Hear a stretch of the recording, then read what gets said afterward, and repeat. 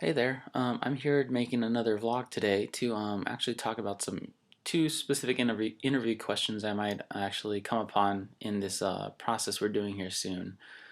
Getting a lot closer to graduating and a lot closer to doing the real gig out there. So it really is nice to kind of reflect on these questions and maybe just think a little bit about why I'm doing what I want to do as far as continuing on with music education.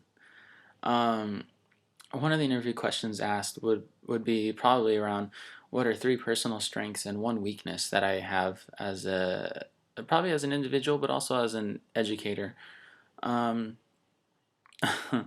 I'll start with the three strengths just to kind of pep myself up before hitting that weakness here. One of my biggest strengths I think I have is that I'm very inquisitive, especially when it comes to educational philosophy of other educators and aspiring educators around the valley. I have a lot of different friends in the music program, the music ed program, and also just have been blessed enough to meet different educators around the valley, different band directors around the valley here. And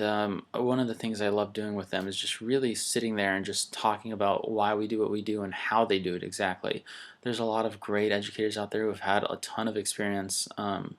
definitely more than I've had even with the limited time I've been able to get in front of students. And seeing what worked for them and what didn't work for them and what they're actually thinking about trying in the next couple of years here is something that always really just is really super interesting for me. Um, and that's one of the things that I always think I can continue striving for and just stay curious about how others are doing it and why it works and what might work or might not work for my program depending on that character of my ensembles. One of my other good strengths I think is that I'm very approachable. And I really shouldn't leave that as a question mark. I'm very approachable. um, I usually am always smiling, and I try to be as positive as possible, especially when I'm in front of ensembles and kids and other directors. I try not to be the most negative person when I don't have to be. Um, a lot of my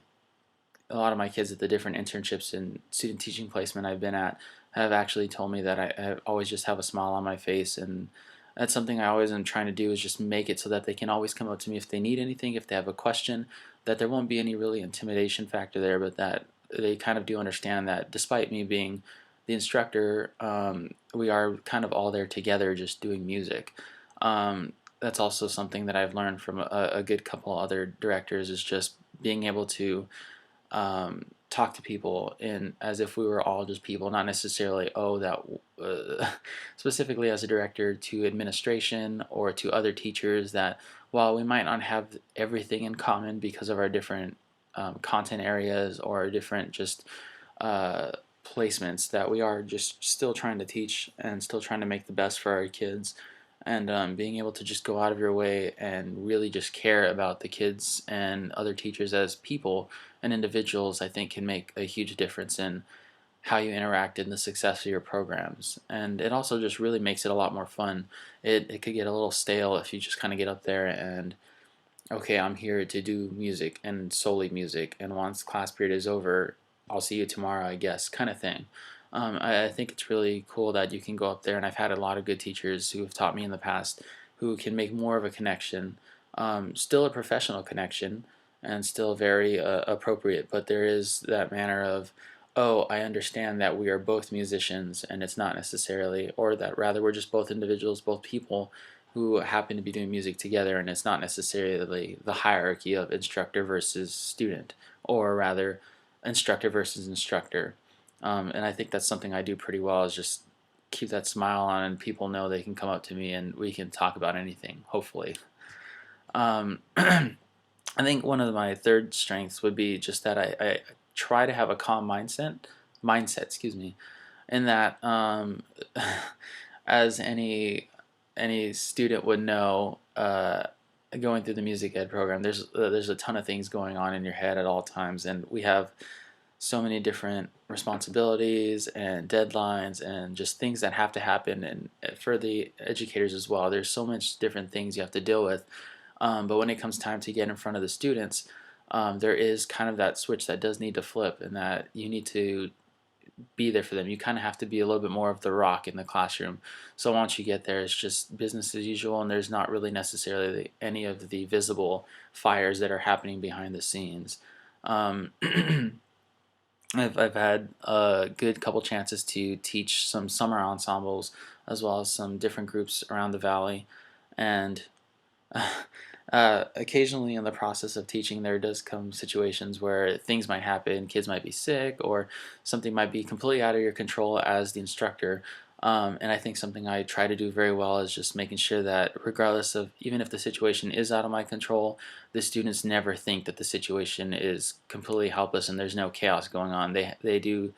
I try to make it so that they do think that there is at least some sort of stability happening, and there's no question that we're there to complete a goal and that we will complete it by the end of the day or by the end of the session or wherever the time takes us there. Um, Now for the weakness, I think that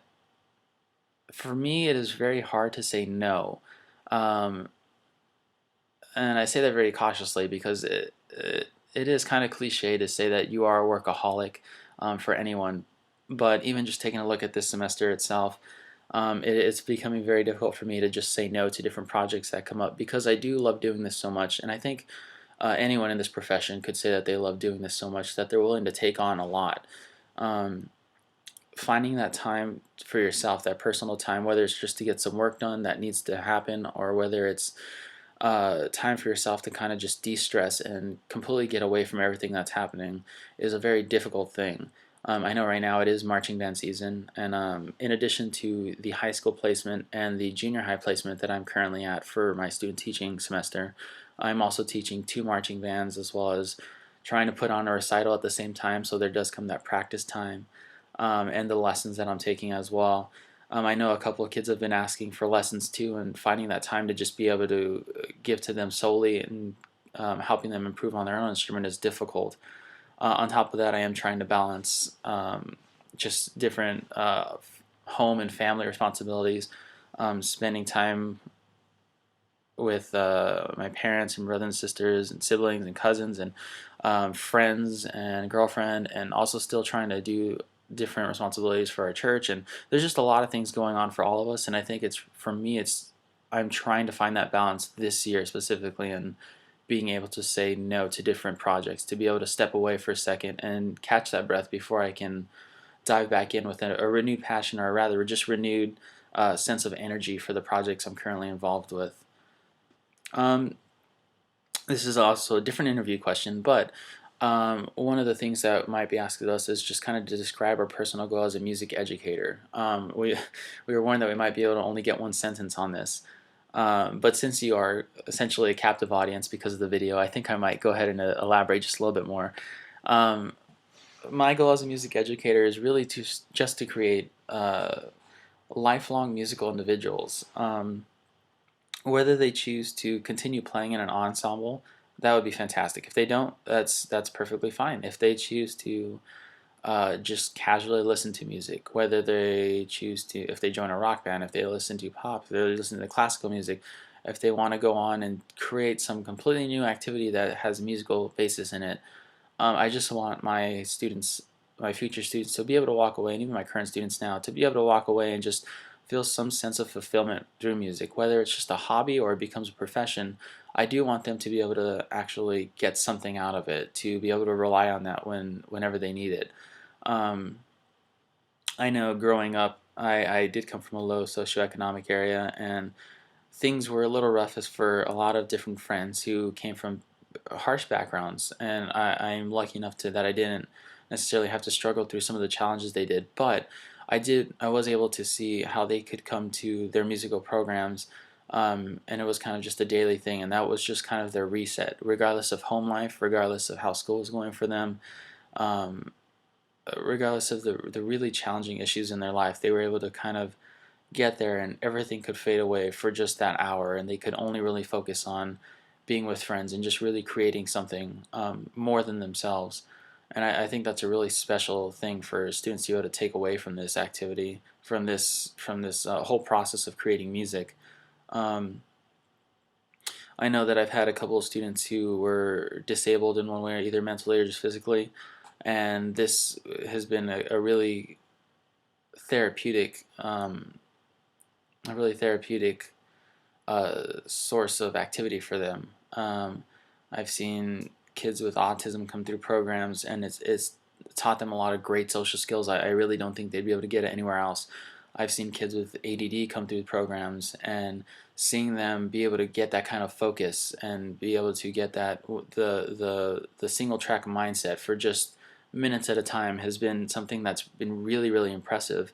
A lot of different things that I think kids might not be able to find in other places they do find in music, and that's something I want to just continue to push forward in all of my programs. Whether it's just an escape, or whether it is something they choose to pursue. I want them to walk away out of my classroom and for the rest of their life be that band kid that had it at one point or another and just really looked back on it with really fond memories. Hopefully, continuing on